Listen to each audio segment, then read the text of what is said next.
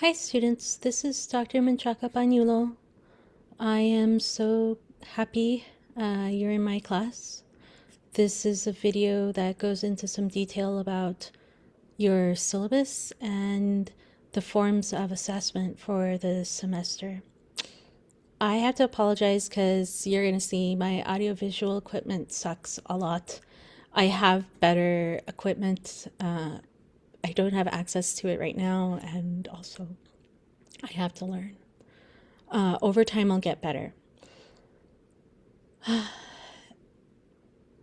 In the spirit of full transparency, I just wanted to share gratitude again with you for your patience with me.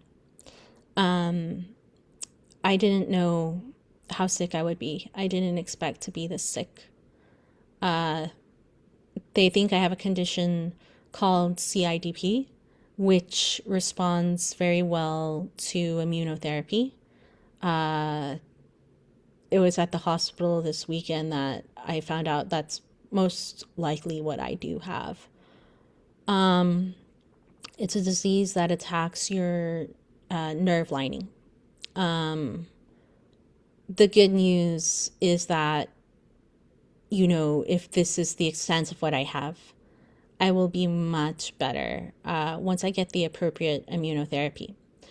In the meantime, I've lost significant mobility and dexterity, and I'm also extremely physically weak.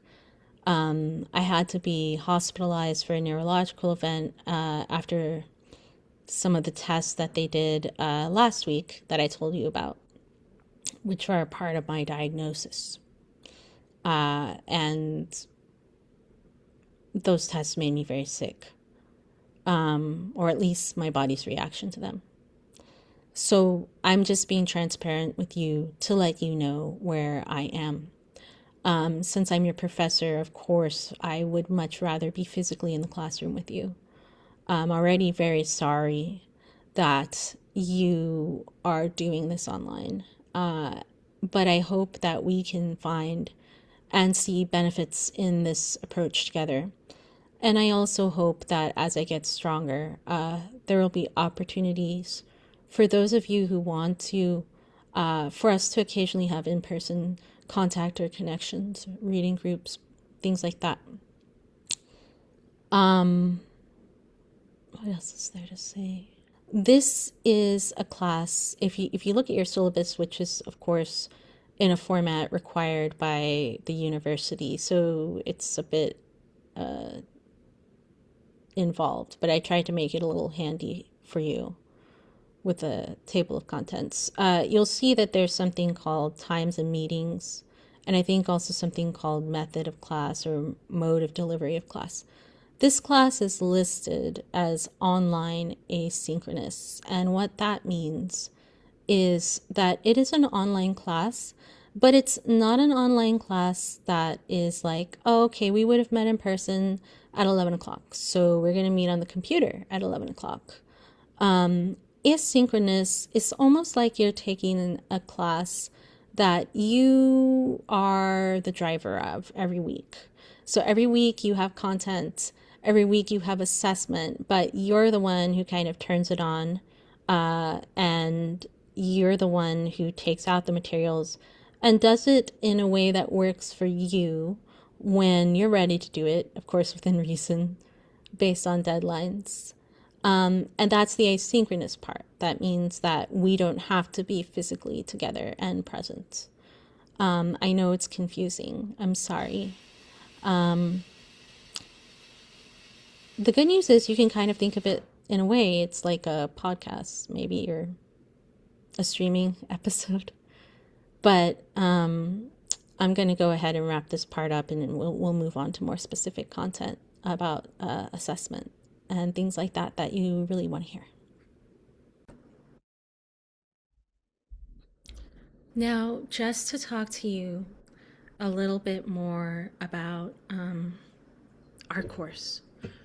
So this class is American Political Thought, Reconstruction to the Present. I actually designed this class like a long time ago. I got to create even its its entry into our catalog.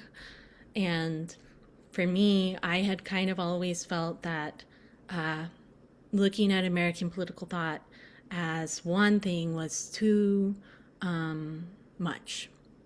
And I was really eager to get a chance to break it down for us.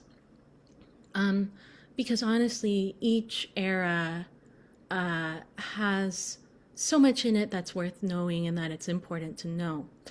I love teaching Reconstruction to the present because I'm very interested in civic republicanism. That's a small r republicanism. It's a way of looking at political philosophy where we think about politics not just in terms of institutions, though institutions are very important, and not just in terms of rights, though rights are very important.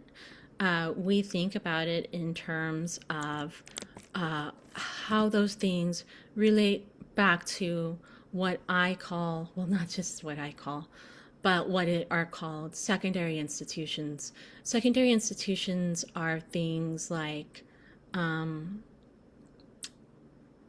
you would even say our financial system, our education system, the military, the way the military works or interfaces with industry, art and culture, media, gender, race, history, or the artifacts of history and how history is known and taught, tech, and the structure of tech.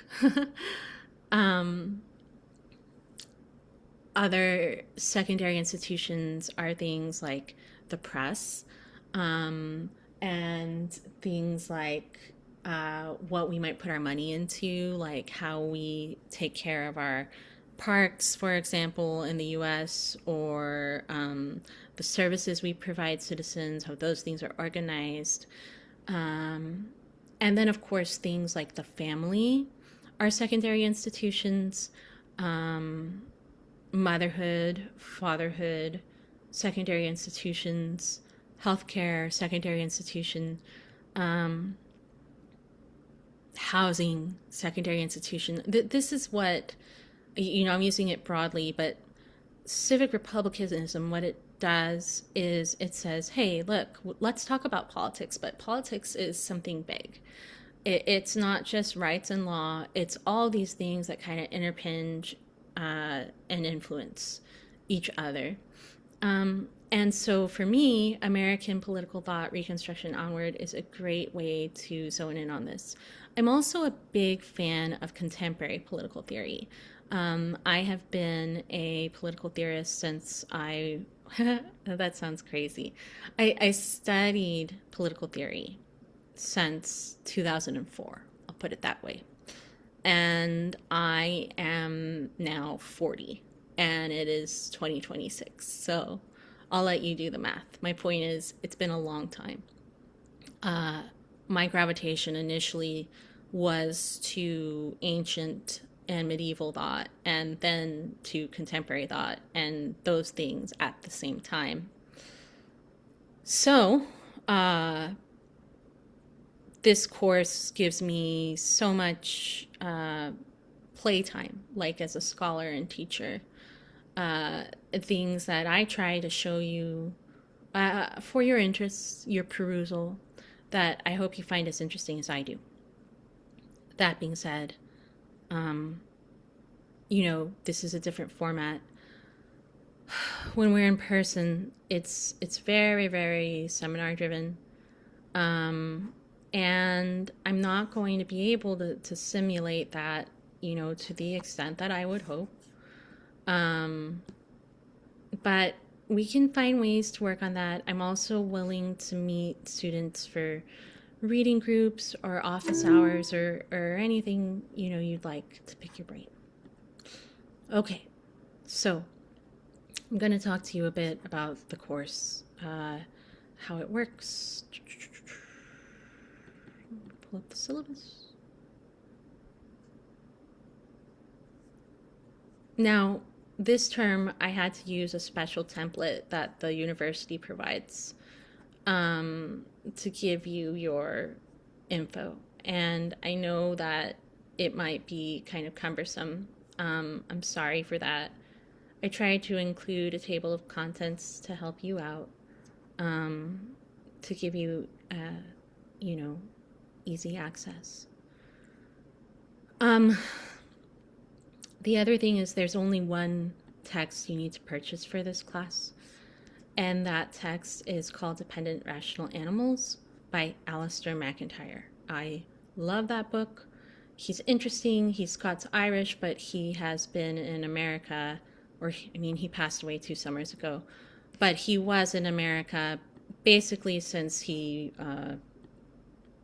started publishing, or started famously publishing. He was at Duke for a bit, and then he was at Notre Dame. He's really revolutionary. So that's the only text you have to buy for the class. Everything else is something that you should be able to access online, either through a link I give you or a PDF I give you. So this should not be expensive. I did think of one thing. You're going to have to rent Predator Badlands at some point. That's assigned. That's the other thing you have to buy for the class, but that's also streaming on Hulu and Disney, I think. If you have access to that, and if I'm feeling better, I'll show it too at my house, and then we can watch it.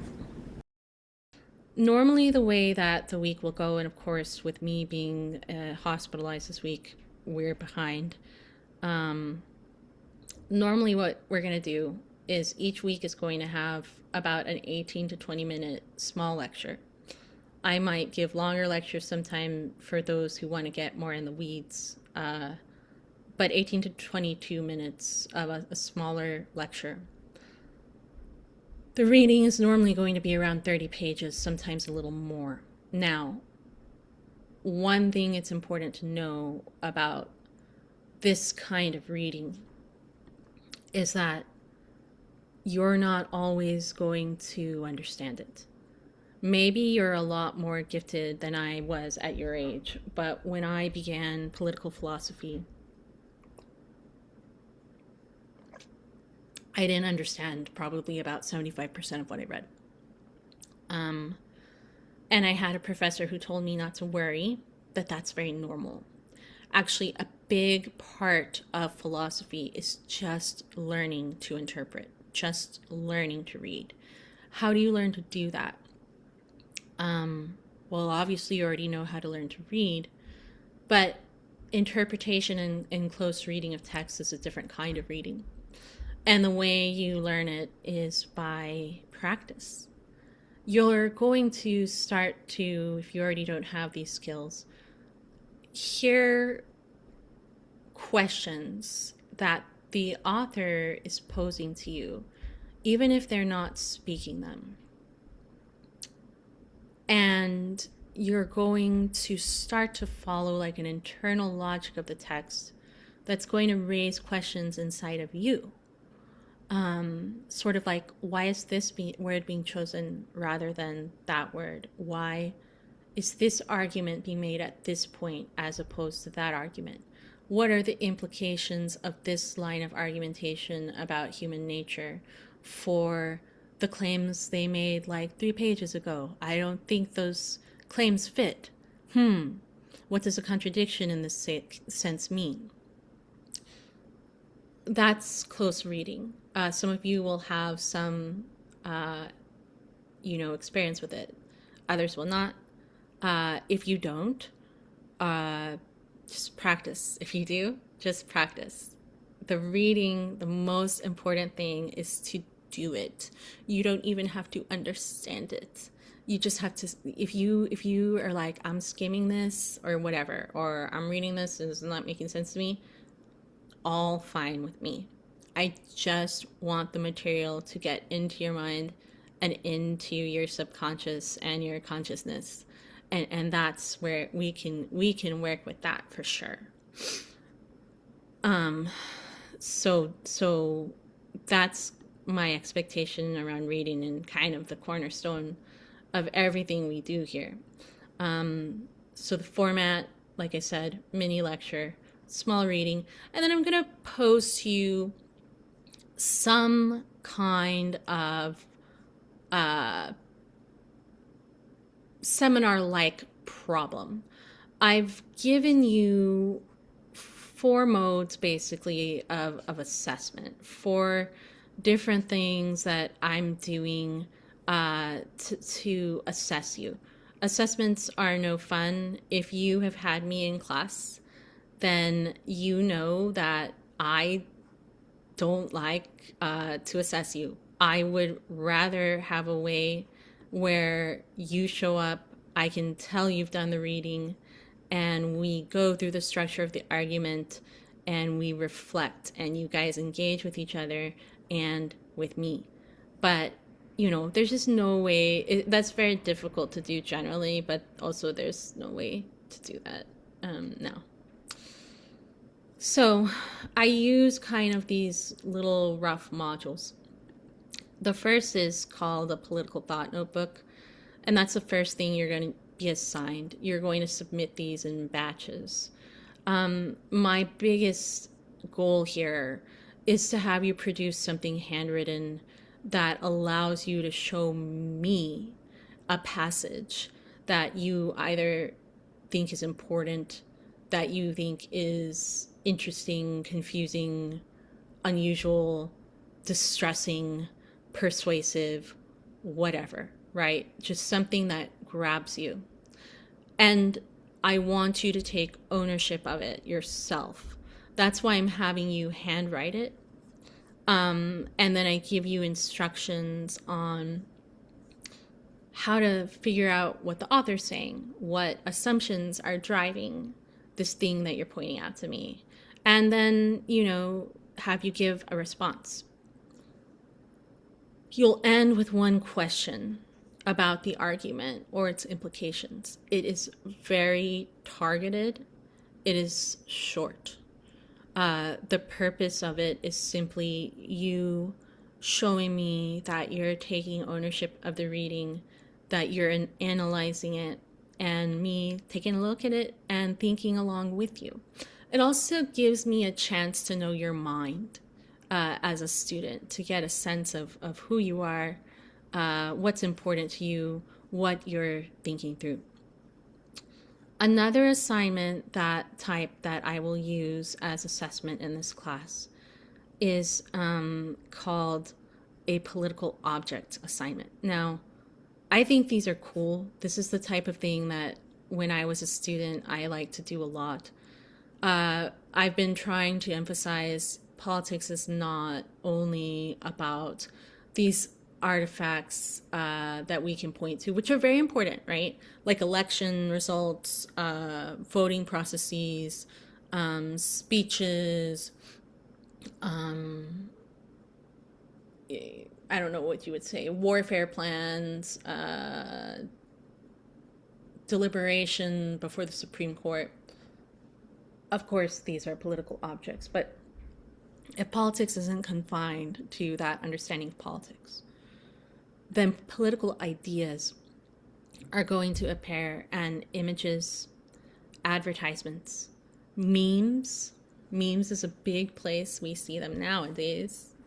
There are some really good political memes. Videos, both from like established content creators, like sort of institutional ones, and sort of free, independent ones. Interfaces, on the internet, forums and groups and that kind of thing. Headlines, campaign materials, public spaces, ordinary objects. All of these things can be political objects. When we're doing a political object assignment, I'm going to ask you to find one of those things, one real world political object, and then to analyze it through the thinker that is relevant, or one of the thinkers that is relevant for that week. You're going to need to choose something that is directly observable and documentable, because I've got to be able to observe it and to see the document. But this is an exciting thing to do. Political objects that, you might want to think about are things like advertisements, campaign mailers, memes, social media posts, political videos, speech clips, political cartoons, signs, poster, anything from protests, monuments, memorials, statues, public art, government websites, government announcements, government applications, any forums, forum posts, headlines, social media posts, things generated by AI that people are consuming, not something that like you've created to create an object, but that like are actually being consumed in the world. Symbols, slogan, merchandise, any physical object or place that communicates a political idea for you. It doesn't have to be famous. In fact, ordinary objects in some ways could be better for what they reveal. And then you'll use a relevant thinker. You're going to sort of meet the object and allow me to meet the object. You're going to contextualize it. And then you're going to like bring the object to life through engagement with one of our thinkers and their concepts. And you can use the object as a way of testing the thinker, is how I would talk about it. I want to know at the end, what did this thinker sort of bring to your reception of the political object? Like, what did you notice that you wouldn't have noticed without being exposed to this thinker? This is going to be something that I'd recommend when you type it out. You might look at 2 to 3 pages. Honestly, for a lot of you, the easiest way to do this assignment is to make me a little 5 to 7 minute video of you just talking. I mean, if you know editing, if you're good at editing, or if you know you want like PowerPoint slides in the back or whatever, like you guys are way more savvy than me, I will take that too. But if it's just you talking to me, as long as you're following all the requirements, that's fantastic. You'll want to include the political object or the link, and at least one specific passage from the thinker we're working with. You don't have to do any outside research. You may find context valuable to you. If you do, of course, you would cite it. I would preserve whatever data around the object you can. So like if it's an online thing, screenshot it so that we get as much accuracy as possible. You don't have to pick anything controversial. I mean, you can if you want to, but I'm not asking you to do that. This is a way for you to analyze things and conceptualize things. That's kind of the point of this for you. And I have a rubric for this for you too. So this is another way that I'll be assessing you, that I am really looking forward to seeing what you guys come up with. Another one we're working with is called Intellectual Encounter. And this is going to be not a book report or something like that, but I want you to basically, and you can take this in a lot of different directions, but what I want is for you to be chatting through, like as if your seminar teacher was the person that we're reading. And you went to them and you decided that you were going to talk to them and ask them questions. That's kind of the model I had in mind here. That's why I call it an encounter. Because, that's what it is. And that's what I want for you guys more than anything, is to get your hands dirty and really get into argumentation and analysis and conceptualization. So, let me go ahead and read more about that for you. Sorry, friends. Give me 1 second.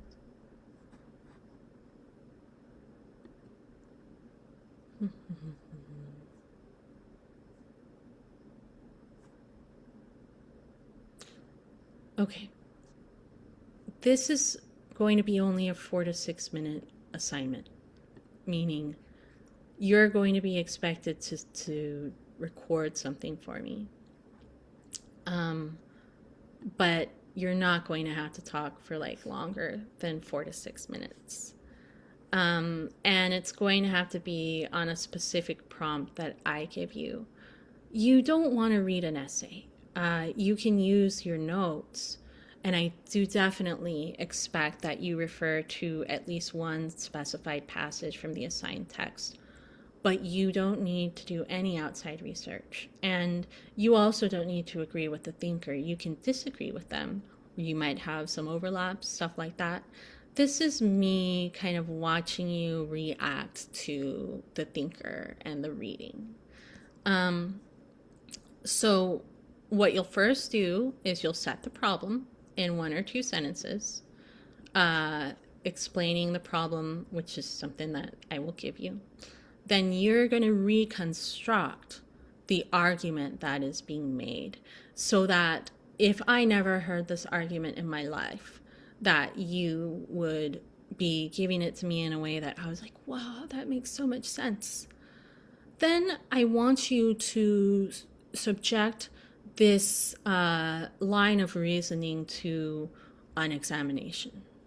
I want you to apply the argument to some specific contemporary case or to some theoretical issue, some hypothetical you come up with, or some contradiction in theory that you see. You're going to use this to challenge. You're going to use this to identify a tension or unanswered question. This is the strongest possible objection you can make. It's not a straw man. And whether or not we agree with thinkers, you could love a thinker like with your whole heart forever. You must always be prepared, even if it's the best argument you ever heard or the stupidest argument you ever heard. You must always be prepared to test that mother.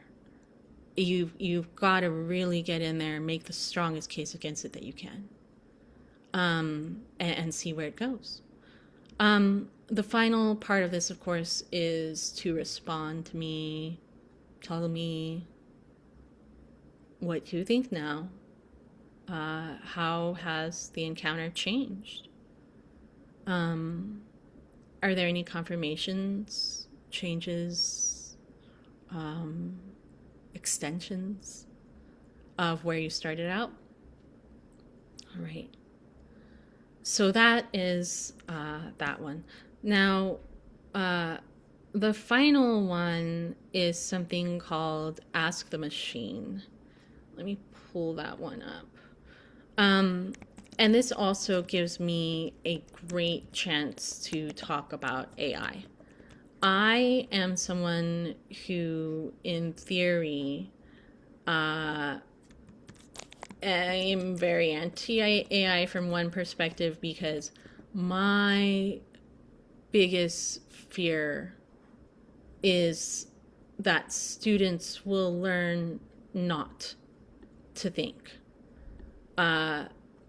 It's not just something that started with AI. It's something that actually got to me as a moment of concern back when we were doing COVID stuff way back in the day. And what I noticed is that students seemed way less willing to act like they had authority over texts. You know, it used to be that I would get students and they would maybe not understand parts of what they read, or they might feel a little anxious about putting themselves out there about their interpretation and stuff like that. All of which are fine. But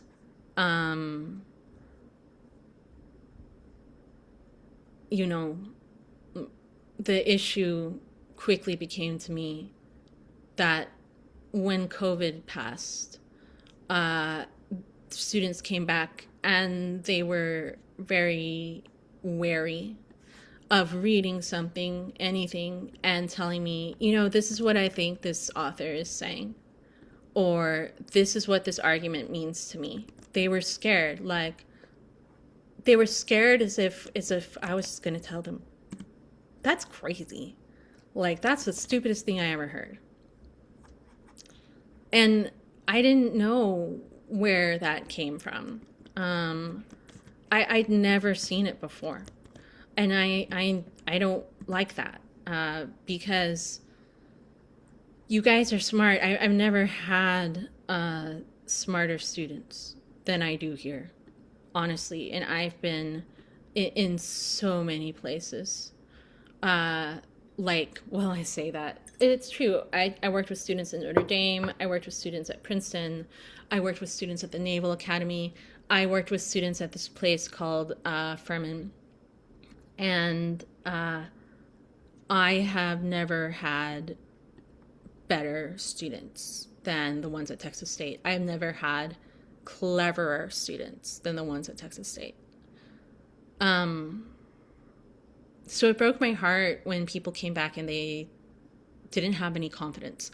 Part of it was, of course, they weren't doing the reading. That's something just statistically that happened a lot around COVID, is people did the reading less. But it's my theory that partly they did the reading less because they didn't feel confident enough to do the reading. Like, when they read it and it didn't make sense, they were like, this doesn't make sense. I'm dumb. I'm not going to keep doing this. Instead of, this doesn't make sense. I'm going to keep going. And eventually it will make sense. Okay, so this is kind of my big anxiety as a professor. People not reading because they aren't wanting to think. They aren't wanting to take ownership about claims and arguments being made to them and evaluate those arguments, much less saying, this is what this argument means. So my feelings about AI, generally speaking, are, this is the worst thing that could happen. Like, people are already scared to read. They're scared to have confidence in their judgment. And now there's this machine that's going to tell them what to think, how to think, what the result of stuff is, and even to write for them. Like, reading is a whole thing. Don't even get me started on writing. What changed my mind is that I realized I am a teacher and I have to teach you how to navigate the world. So if I don't let you use AI in certain capacities, I'm not teaching you how to engage with the world. What I do want to do is only have it be used in the context I say it can be.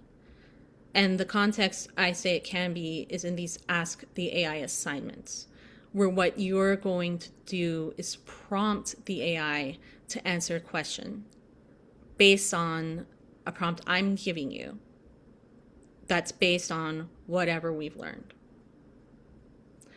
And after that, you're going to be the judge of the AI. You're going to tell me how good of a job it did.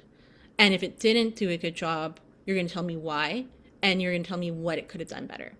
Because I want you to become people who are so confident in your thinking and ingenuity, your interpretation, your analysis, your conceptual work, that you look at AI as like a calculator. And you don't hand off this very valuable skill of thinking and analyzing and writing and interpreting to it.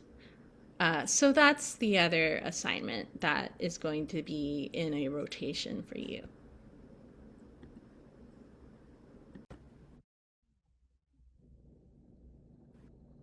Okay, I need to sit down and rest a little bit. Sit back and rest a little bit.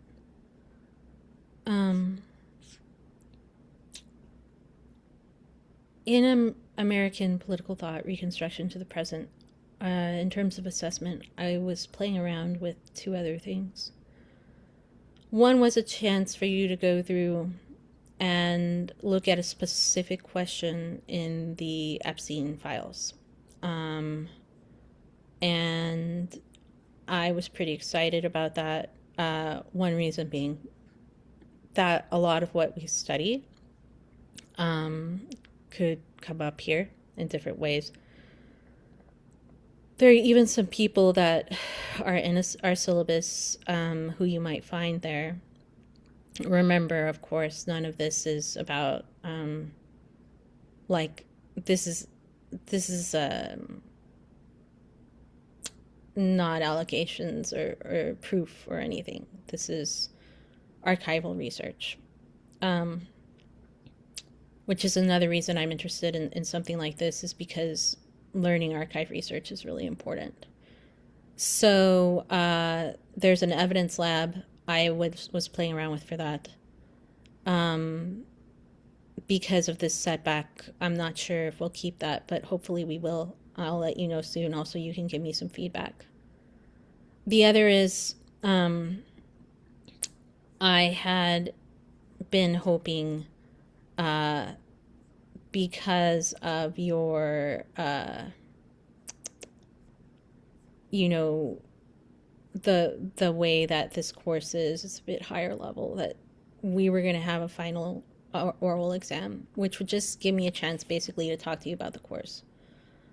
And it would really be set up more like, this is your chance to show me what you know, and a chance for me to learn from you about what you know. And the things I learn from my students are so important. You guys are so good. You're so smart. I'm also thinking about maybe not doing that because of our setback, but I'd like to keep it. So let's see. Were we to decide as a class not to do those things, probably I would do something like this. I would let you, if this is what you like, the arrangement in the syllabus for your grade, the assignments and the weight is what you want, we would keep it for you. And then whoever else in the class, we would just revert to using those 4 assessment styles: political thought notebook, intellectual encounters, ask the machine, and political object. And we would just have each be worth 25%. So that's just something I'm putting on the table now for you. And if you have any feedback on that, you can let me know. I think that's about all. I can't think of anything else.